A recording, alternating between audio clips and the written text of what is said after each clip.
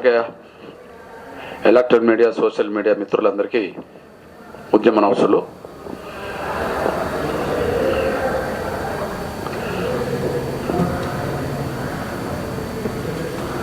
ఈరోజు ఒక కీలకమైన ప్రెస్ మీట్గా చూడండి.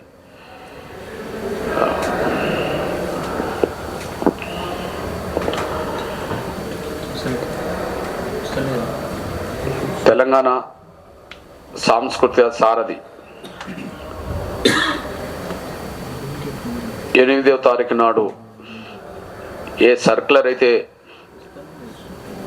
జారీ చేసిందో ఆ సర్క్యులర్ ప్రజాస్వామ్య స్ఫూర్తికి విరుద్ధం.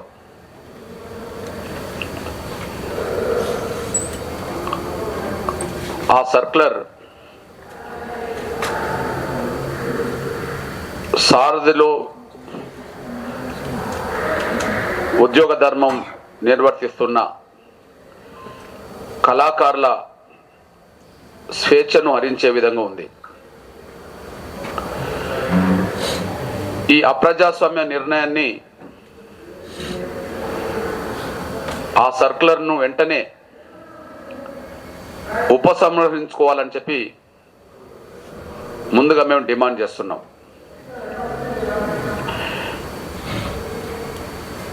ఈ సర్క్యులర్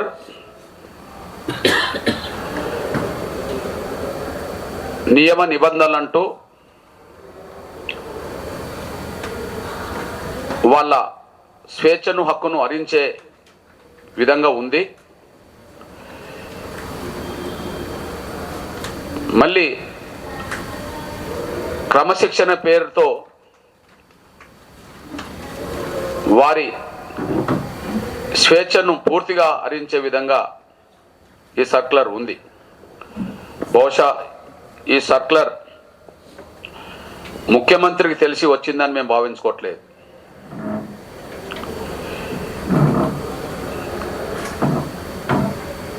సంబంధిత మంత్రి జూపల్లి కృష్ణారావు గారు కూడా తెలిసే ఈ సర్క్యులర్ వచ్చిందని చెప్పి మేము అనుకోవట్లేదు. బహుశా ఇట్లాంటి సర్క్యులర్ రావడం వెనుక డిప్యూటీ సీఎం మల్లు భట్టి విక్రమార్క అంతర్గతంగా సారథి చైర్మన్కి ఇచ్చిన ఆదేశాలను ఆమె పాటించింది అనే అభిప్రాయం మాలో ఉంది. ఈ విషయంలో ఎస్సీ వర్గీకరణ వ్యతిరేక శక్తులు కాంగ్రెస్ ప్రభుత్వంలో బలంగా ఉండడం వల్ల బహిరంగంగా కాంగ్రెస్ పార్టీ ఎమ్మెల్యేల రూపంగా, ఎంపీల రూపంగా ఉండబడే మాల సామాజిక వర్గం వాళ్ళే వర్గీకరణ వ్యతిరేక చర్యలకు పాల్పడుతున్నారు. అందుకు వాళ్ళు పెడుతున్న సమావేశాలు, సభలు సాక్ష్యం. ఆ సమావేశాల్లో, సభల్లో వాళ్ళు మాట్లాడుతున్న మాటలు సాక్ష్యం. ఎస్సీ వర్గీకరణ వ్యతిరేకించడం అంటే కాంగ్రెస్ పార్టీ మేనిఫెస్టోను ధిక్కరించడమే. శాసనసభలో ముఖ్యమంత్రి మాట్లాడిన మాటలను ధిక్కరించడమే. ఆయన ఇచ్చిన హామీని అంగీకరించకపోవడమే. చేవెళ్లలో ఎస్సీ ఎస్టీ డిక్లరేషన్లో వర్గీకరణ అంశం స్పష్టంగా ఉంది. అది జాతీయ అధ్యక్షుడిగా కాంగ్రెస్ పార్టీకి మల్లికార్జున ఖర్గే ఆ డిక్లరేషన్ చేశాడు. మల్లికార్జున ఖర్గే గారి ఆదేశాలను, డిక్లరేషన్ కూడా ఉల్లంఘించడమే. అది రాహుల్ గాంధీ గారు వర్గీకరణకు అనుకూలంగా మాట్లాడిన సందర్భాలు ఉన్నాయి. అది కూడా ధిక్కరించడమే. అంటే కాంగ్రెస్ పార్టీలో పలుకుబడి గల్ల, కాంగ్రెస్ పార్టీనే శాసించే స్థాయికి ఎదిగిన మాలలు ఒకవైపు బహిరంగంగా అడ్డం పడుతుంటే, మరొక వైపు అంతర్గతంగా కాంగ్రెస్ ప్రభుత్వంలోనే 2వ స్థానంలో ఉండబడే, డిప్యూటీ సీఎం హోదాలో ఉండబడే మల్లు భట్టి విక్రమార్క ఈ కుట్రలకు పాల్పడుతున్నాడని అనుమానం ఉన్నది. మా అభిప్రాయం కూడా అదే. ఎందుకంటే సారథి చైర్మన్ నియమించడంలో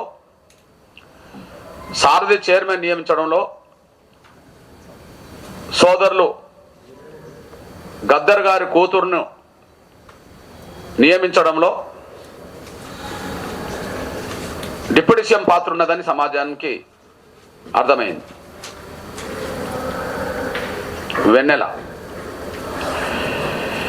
ఇప్పుడు వెన్నెల ఒక అప్రజాస్వామ్యమైన సర్క్యులర్ జారీ చేసింది. వెన్నెల తండ్రి గారైన సోదరులు గద్దర్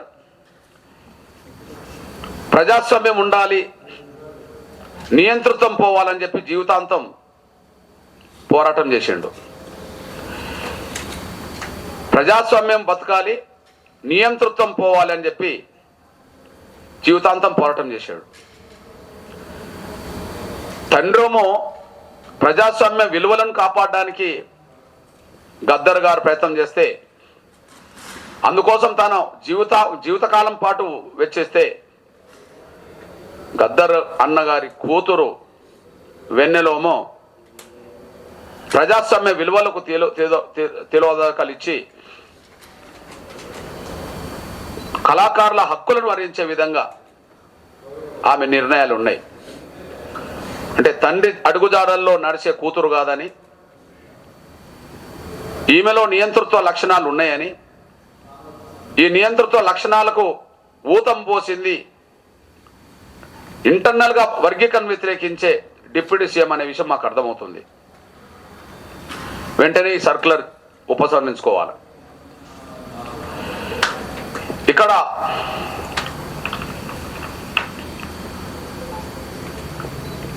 ఎస్సీ రిజర్వేషన్ల వర్గీకరణ అమలు కోసం ఫిబ్రవరి 7న 1000 గొంతులు అనే ఒక మహత్తరమైన కార్యక్రమాన్ని, 1,00,000 డప్పుల గుండె చప్పులనే మహత్తరమైన కార్యక్రమాన్ని ప్రకటించాం. దీనికి మాదిగ కళాకారులు ఆ 1000 గొంతుల కార్యక్రమంలో వాళ్ళకు ఉండబడే సమయాన్ని బట్టి పాల్గొనడానికి ముందుకొచ్చారు. వాళ్ళకు ఉండబడే సమయాన్ని బట్టి ప్రభుత్వ బాధ్యతలు నిర్వర్తిస్తూనే వీలైన సమయంలో తమ జాతి పట్ల, తన జాతి ఆకాంక్ష పట్ల వాళ్ళకు కూడా గౌరవం ఉంటుంది కనుక వారు ఫిబ్రవరి 7న జరగబో మహత్తరమైన కార్యక్రమంలో భాగస్వాములు కావడానికి ప్రయత్నం చేస్తున్నారు. మాదిగలే కాకుండా ఎస్సీ వర్గీకరణ సమర్థించే అన్ని వర్గాల కళాకారులు కూడా ఈ మహత్తరమైన ఉద్యమంలో భాగస్వాములు అవుతున్నట్టుగా స్పష్టంగా సమాజం గుర్తించింది. ఇక్కడనే ప్రభుత్వంలో 2వ స్థానంలో కూర్చున్న డిప్యూటీ సీఎం మాల సామాజిక వర్గం సంబంధించిన వ్యక్తి బట్టి ఈ కళాకారులందరూ ఎంఆర్పిఎస్కు అండగా నిలబడబోతున్నారు. సారథిలో పనిచేస్తున్న కళాకారులందరూ మాదిగలే కాకుండా మాదిగేతర కులాలకు సంబంధించిన కళాకారులు కూడా, అంటే వర్గీకరణ న్యాయం అని చెప్పి భావించుకునే అన్ని వర్గాల కళాకారులు కూడా సారథిలో ఉన్నా సారథిలో లేకపోయినా అందరూ ఫిబ్రవరి 7న జరగబోయే మహత్తరమైన కార్యక్రమాన్ని జయప్రదం చేయడం కోసం ప్రయత్నం చేయబోతున్నారు. వాళ్ళను పోకుండా అడ్డుకట్టేయాలి అనే ఒక ఆదేశాలు డిప్యూటీ సీఎం బట్టి నుంచి వచ్చినట్టుగా కనిపిస్తున్నది. డిప్యూటీ సీఎం బట్టి ఎప్పుడైతే ఆదేశాలు ఇచ్చినట్టుగా ఉన్నదో ఇంటర్నల్గా తను కూడా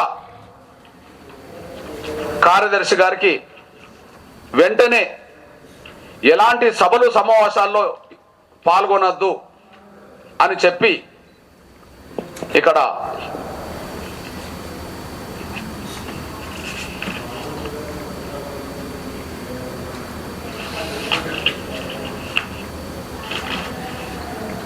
తెలంగాణ సాంస్కృతిక సారథి సభ్య కార్యదర్శి అయితే ప్రభుత్వ అధికారి ఉన్నారో ఆయనకు డైరెక్షన్ ఇచ్చి ఈ సర్కులర్ను జారీ చేయడానికి దారితీసింది. అందులో స్పష్టంగా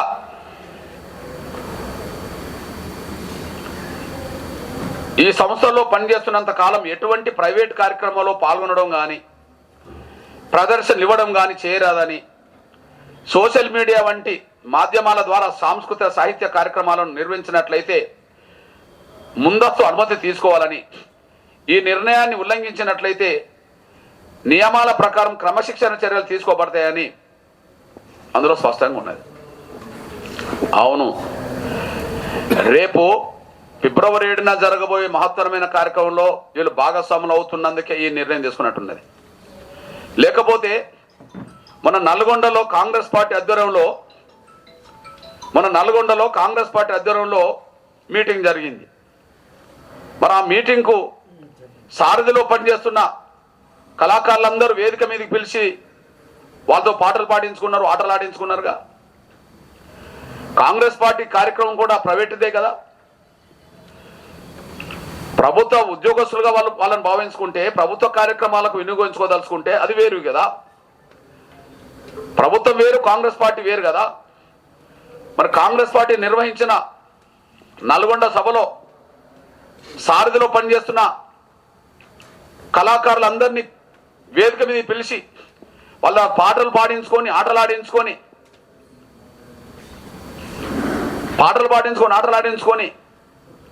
వాళ్ళ సేవలను ఉపయోగించుకున్నది కదా కాంగ్రెస్ పార్టీ.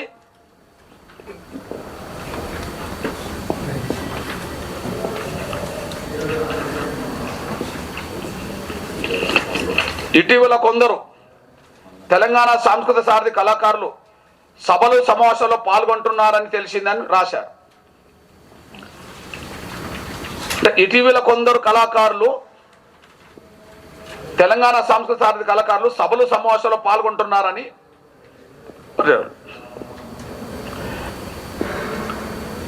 అంటే మాదిగ ఉద్యమంలో ఎంఆర్పిఎస్ వర్గీకరణ పోరాటంలో భాగస్వాములైన సమావేశాల్లో పాల్గొంటున్నారంటే ఇది ప్రభుత్వ వ్యతిరేక కార్యక్రమం ఎట్లా అనుకుంటున్నారు?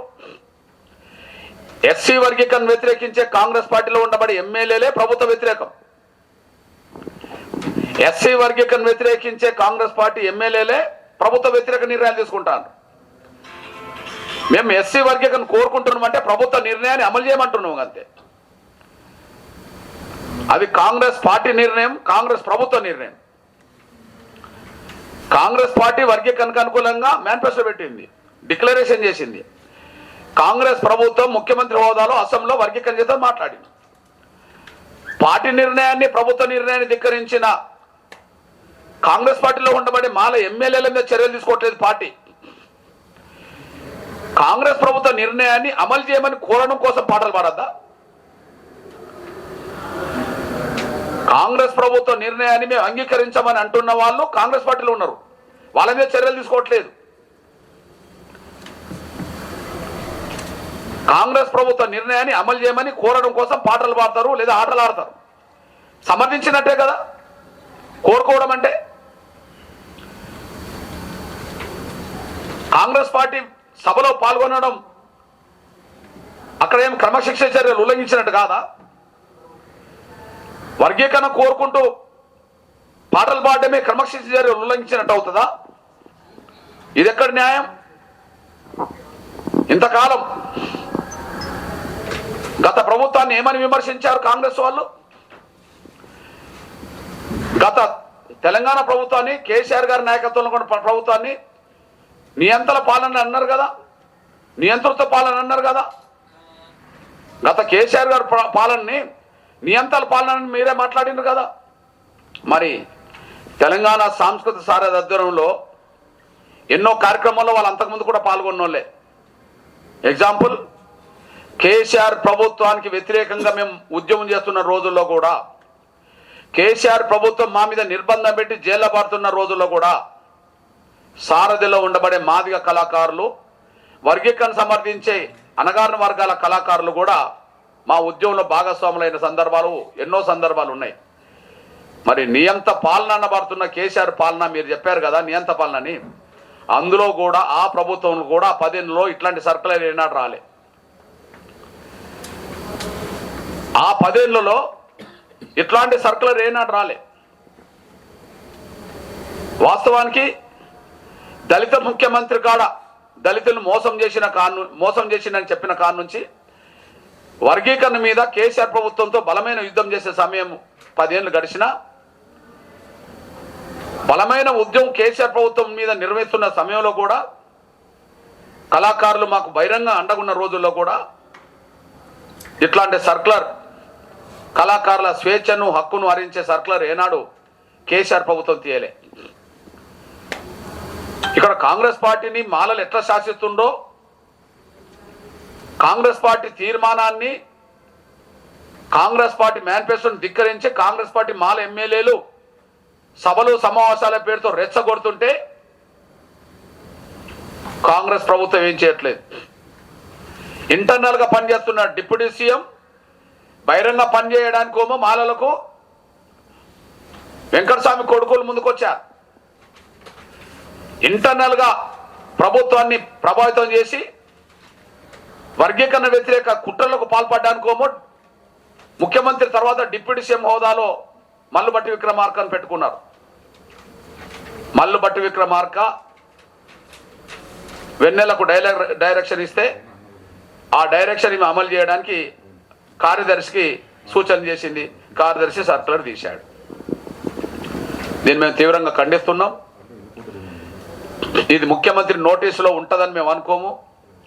ఎందుకంటే కేసీఆర్ ప్రభుత్వంలో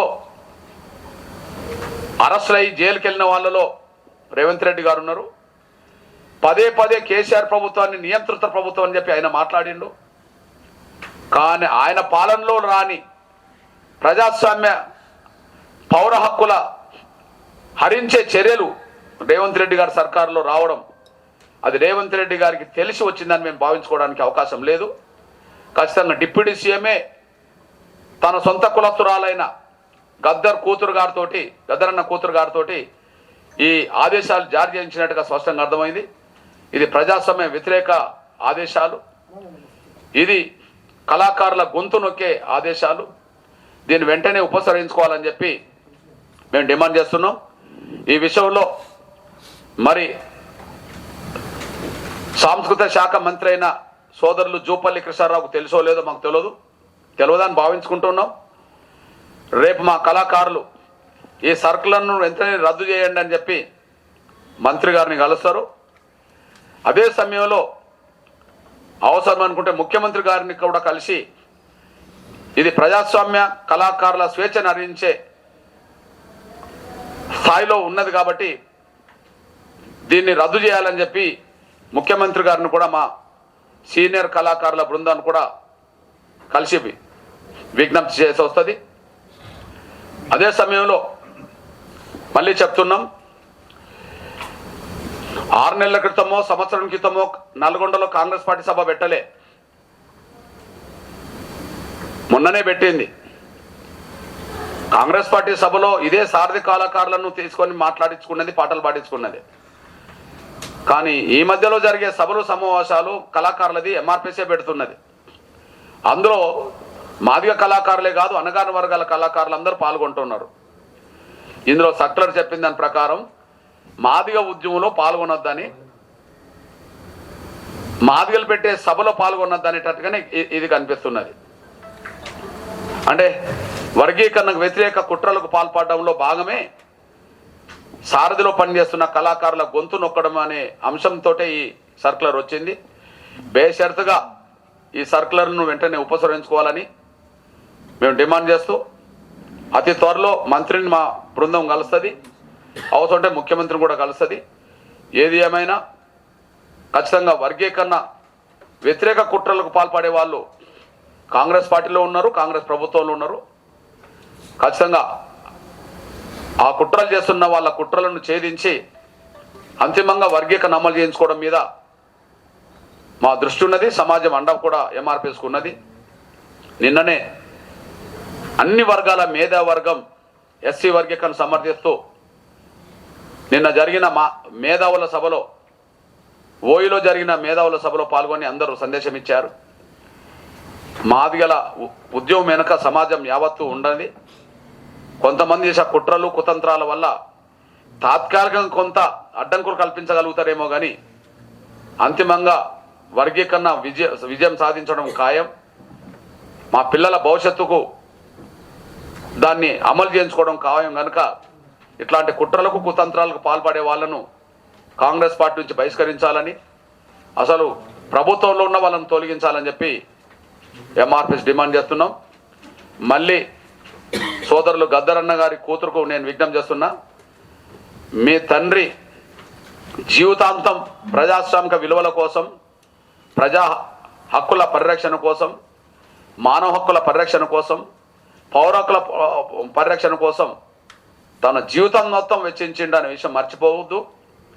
మీరు ఏదైతే ఆదేశాలు జారీ చేయించారో చైర్మన్గా, అవి ముందు ప్రభుత్వ నిర్ణయం ఏంటి అనే విషయం తర్వాత విషయం, కానీ మీ నాన్న స్ఫూర్తికి విరుద్ధంగా, మీ నాన్న జీవితాంతం ఏ విలువల కోసం అయితే బతికాడో ఆ విలువలను హరించే విధంగా ఉన్నాయనే విషయాన్ని వెన్నెల గారు గుర్తుంచుకోవాలని చెప్పి మేము విజ్ఞప్తి చేస్తున్నాం, సూచన చేస్తున్నాం. ఇట్లాంటి చర్యలకు ఇంకా పాల్పడితే మాత్రం బహుశా కళాకారునిగా ఒక గొప్ప ప్రజా కళాకారుడు కూతురు ఏమో కావచ్చు, కానీ నీకు పాటలు పాడడంలో మీకు అనుభవం కంటే ఆ సారథిలో పనిచేస్తున్న కళాకారులకి అనుభవం ఎక్కువ ఉన్నది. చాలా సీనియర్లు, గొప్ప కళాకారులు.